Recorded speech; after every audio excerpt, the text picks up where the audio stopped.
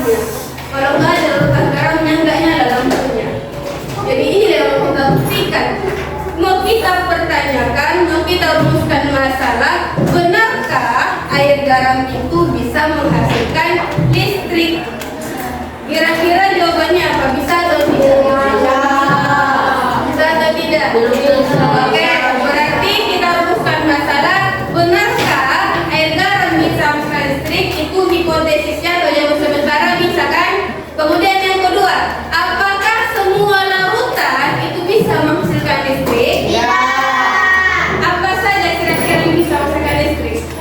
Garam. Garam, baru apa lagi? Air gula, apa lagi?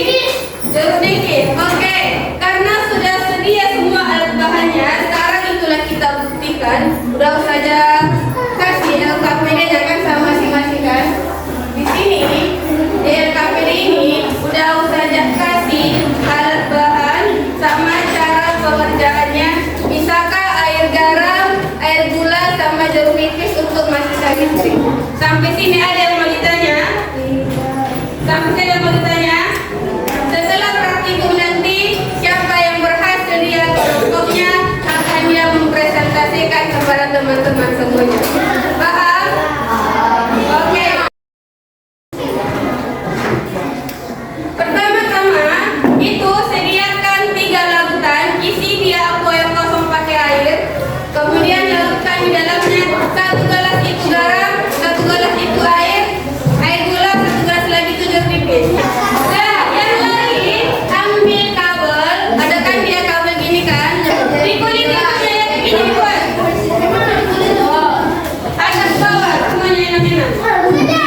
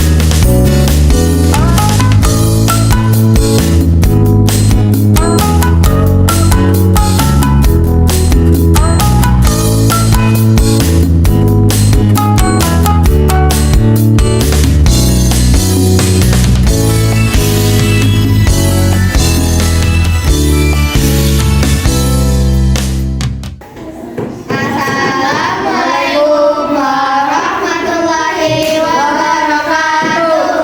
Waalaikumsalam warahmatullahi wabarakatuh. Setelah menyelesaikan praktikum ini, kami mendapati bahwa larutan garam bisa menghantarkan listrik, dan larutan gula dan larutan Berarti dari hasil praktikum bisa kita simpulkan bahwa yang pertama, larutan garam itu bisa menghasilkan listrik sehingga namanya disebut sebagai larutan elektrolit. Sementara larutan gula dan larutan jeruk nipis tidak bisa menghasilkan listrik.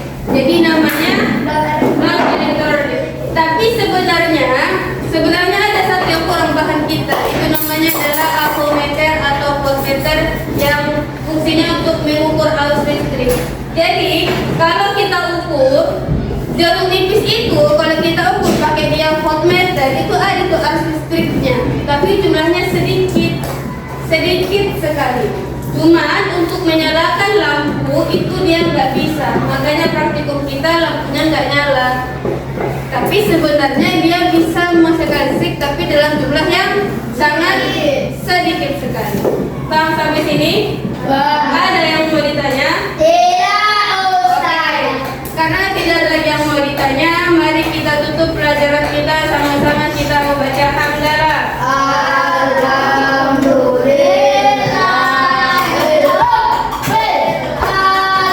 Oke, dengarkan. Untuk besok kita masih melakukan praktikum tentang rangkaian seri sama paralel. Makanya saya bilang yang lampu, baterai, kabel itu jangan dibuang.